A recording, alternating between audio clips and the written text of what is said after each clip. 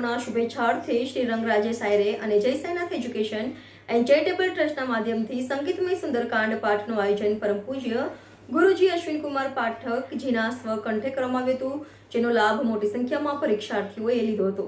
વડોદરાના યુવા કોર્પોરેટર શ્રીરંગ રાજેશ આયરે અને જય Sainath education and charitable trust દ્વારા વર્ષોથી ધોરણ 10 અને 12ના બોર્ડના પરીક્ષાર્થીઓના શુભેચ્છાર્થે સંગીતમય સુંદરકાંડ પાઠનું આયોજન કરવામાં આવે છે. આ વર્ષે આ પાઠ મંગળવારે ઝાંસી કી રાણી મેદાન ખાતે પરમ પૂજ્ય ગુરુજી અશ્વિનકુમાર પાઠકજીના સ્વકંઠે સંપન્ન થયો હતો. પાઠની શરૂઆત પૂર્વે આયોજક રાજેશ આયરે, યુવા કોર્પોરેટર શ્રીરંગ આયરે સહિતના મહાનુભાવોએ પૂજ્ય ગુરુજીનું સ્વાગત કર્યું હતું. વિદ્યાર્થીઓ દ્વારા દીપ પ્રાગટ્ય બાદ સુંદરકાંડના પાઠની શરૂઆત થઈ હતી. પાઠ પૂર્ણ થયા બાદ હનુમાન ચાલીસાનું પઠન અને હનુમાન દાદાની આરતી કરવામાં આવી હતી. આ તબક્કે પરીક્ષાર્થીઓને બેસ્ટ ઓફ લકની શુભેચ્છા સાથે પેન અને પ્રસાદીનું વિતરણ શ્રીરંગ રાજેશ આયરે દ્વારા કરવામાં આવ્યું હતું. આ કાર્યક્રમમાં નગર પ્રાથમિક શિક્ષણ સમિતિના અધ્યક્ષ નિશિત દેસાઈ, સભ્ય વિજય પટેલ, પૂર્વ કોર્પોરેટર પૂર્ણિમાબેન આયરે સહિતના મહાનુભાવો ઉપસ્થિત રહ્યા હતા. હજારોની સંખ્યા સાથે વાલીઓએ સુંદરકાંડના પાઠનો લાભ લઈ ધન્યતા અનુભવી હતી.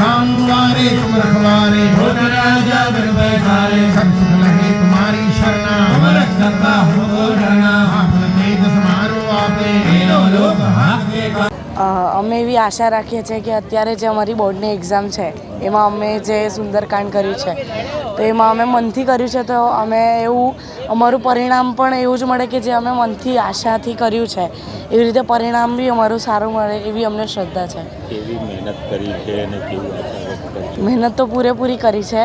હવે ભગવાન પર નિર્ભર છે કે શું કરે છે, અને મારી પર 2 દિવસ રહ્યા છે બસ હવે એક્ઝામના. ફલક ભટ્ટ.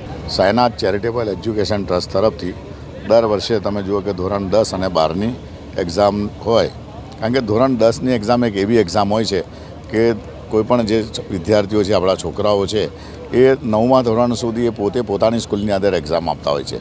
પછી 9મા પછી 10મા ધોરણમાં બીજા સ્કૂલમાં જ્યારે એને એક્ઝામ આપવા જવાનું હોય છે ત્યારે કેટલીક વાર છોકરા ખૂબ રીતે માનસિક રીતે બી એ હોય છે. તો એવા સમયે એને મોટિવેશન આપવા અને એક માનસિક રીતે, શારીરિક રીતે અને ધાર્મિક રીતે, અને એના માટે જ આપણે એવું કહેવાય કે બલબુદ્ધિ કે દાતા એટલે હનુમાન દાદા, કે હનુમાન દાદાની જે પ્રાર્થના કરે એને હર હંમેશા એનું મોટિવેશન મળતું હોય છે, એનું મનોબળ મજબૂત થતું હોય છે. અને એના માટે જ આપણે ધાર્મિક રીતે પણ દર વખતે અમે પરમ પૂજ્ય ગુરુજી એવા અશ્વિનભાઈનો એમનો ખૂબ ખૂબ આભાર માનીએ છીએ કે દર વર્ષે એક્ઝામ ધોરણ 10 અને 12ના વિદ્યાર્થીઓને મોટિવેશન માટે સાઈનાથ એજ્યુકેશન ચેરિટેબલ ટ્રસ્ટ, હું છું, શ્રીરંગ આયરે છે, અમારી સમગ્ર ટીમ દ્વારા આ આયોજન થતું હોય છે. અને એમાં વિદ્યાર્થીઓને એમની સાથે એમના પેરેન્ટ્સ પણ આવે છે. એકી સાથે સુંદરકાંડ, હનુમાન ચાલીસા અને આરતી કરી અને એ લોકોને પ્રસાદી રૂપે એમને પેડા પણ આપવામાં આવે છે, શુભેચ્છા, અને સાથે પેન પણ આપવામાં આવે છે. તો હું ભગવાનને પ્રાર્થના કરું કે દરેક વિદ્યાર્થીઓ પોતે એમનું પોતાના મનોબળ સાથે અને બલબુદ્ધિના દેવતા એવા હનુમાનજી એમને આશીર્વાદ આપે, અને કોઈ પણ જાતના માનસિક રીતે ગુમાવે કરે. પોતે દર વખતે જે રીતના આપણા ત્યાં વડોદરા શહેર એક શૈક્ષણિક નગરી છે અને એનું જે રિઝલ્ટ દિવસે ને દિવસે સારું થાય, તો આ વિદ્યાર્થીઓનું સારામાં સારા એ લોકોના પર્સન્ટેજ વધે તો એમની શુભેચ્છા પાઠવીએ છીએ.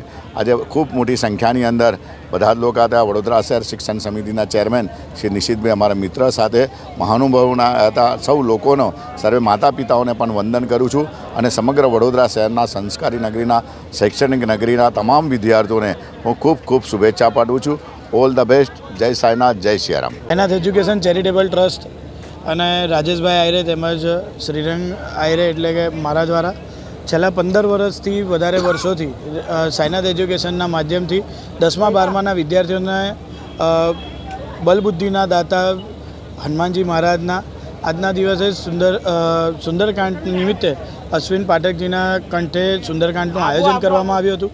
વિસ્તારના 10મા 12માના તમામ વિદ્યાર્થીઓને પોઝિટિવ એનર્જી મળે અને આવનારા સમયની અંદર તે ડિપ્રેશન તરફ ન વળે અને બલબુદ્ધિના દાતા હનુમાનજી મહારાજનો હંમેશા આશીર્વાદ રહે તે હેતુથી આજના દિવસે સુંદરકાંડનું આયોજન કરવામાં આવ્યું હતું. અને આ સુંદરકાંડની અંદર અમારી સાથે શિક્ષણ સમિતિના ચેરમેન નૈસદભાઈ દેસાઈ પણ અમારી સાથે ઉપસ્થિત રહ્યા હતા. ત્યારે વિસ્તારના તમામ આગેવાનો અને વિસ્તારના તમામ જે વડીલો કે જેમના બાળકો આજના દિવસે આવ્યા હતા એ તમામ પેરેન્ટ્સોનો પણ હું ખૂબ ખૂબ આભાર માનું છું.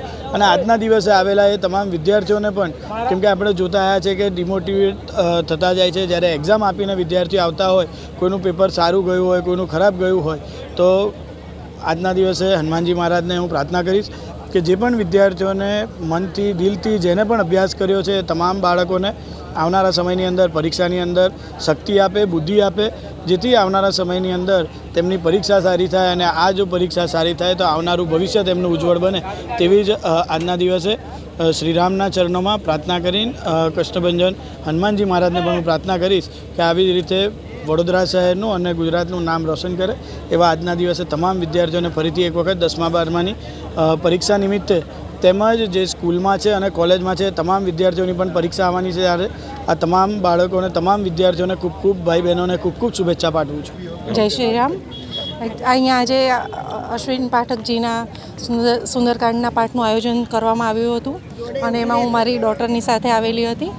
10th અને 12thના જેટલા પણ સ્ટુડન્ટ્સ છે એ લોકોને બેસ્ટ વિશિસ મળી રહે અને દાદાનો આશીર્વાદ મળી રહે એના માટે થઈને જ આપણે રાજેશ આયરે ભાઈ છે એમને સરસ મજાનું આયોજન કર્યું હતું અને અમને અહીંયાથી ખૂબ મજા આવી અને દાદાનો આશીર્વાદ મળ્યો છે અને સરસ રીતે બધા બચ્ચાઓ 10માના અને 12માના સારા માર્ક્સથી પાસ થઈ જાય. બસ બીજું કંઈ નહીં. મારું નામ દાફડા ચિરાગ છે. હું 12th સાયન્સમાં ભણું છું. આજે અમે અહીંયા રાજેશભાઈ આયરેના ત્યાં સામે કાર્યાલય છે ત્યાં આવ્યા છીએ. જે સુંદરકાંડનો પાઠ રાખવામાં આવ્યો છે ધોરણ 10 અને 12 માટે, જે ખૂબ જ સરસ છે, જેનાથી અમને ઇન્સ્પિરેશન મળે છે અને દર વર્ષે આ પાઠ થાય છે. એ વસ્તુ મને ખૂબ જ ગમે છે. હું દર વર્ષે અહીંયા આવું છું. આ વર્ષે બી આવ્યો છું. આ વર્ષે બોર્ડની પરીક્ષા આવી રહી છે તો એ હિસાબે બધા છોકરાઓ માટે સારું પેપર જાય એમના માટે એક આધ્યાત્મિક રીતે બધા માટે કરવામાં આવ્યું છે આયોજન કે સુંદરકાંડ પાઠ કરે, એ લોકોને શક્તિ મળે, હનુમાન દાદા સારા માર્ક્સથી એમને પાસ કરાવી દે, એમની મનોકામના બધી પૂર્ણ થાય, એના માટે આ આયોજન કરવામાં આવ્યું છે. કેવું પ્રિપેરેશન કરી છે તમે, તૈયારી રાખીને કેવા પ્રકારના આશીર્વાદ થઈ જાય? આખું વર્ષ તો ખૂબ મહેનત કરી છે. હવે પેપર આવશે ત્યારે એકદમ મનોબળ એકદમ પાક્કું રાખીને એક્ઝામ આપીશું.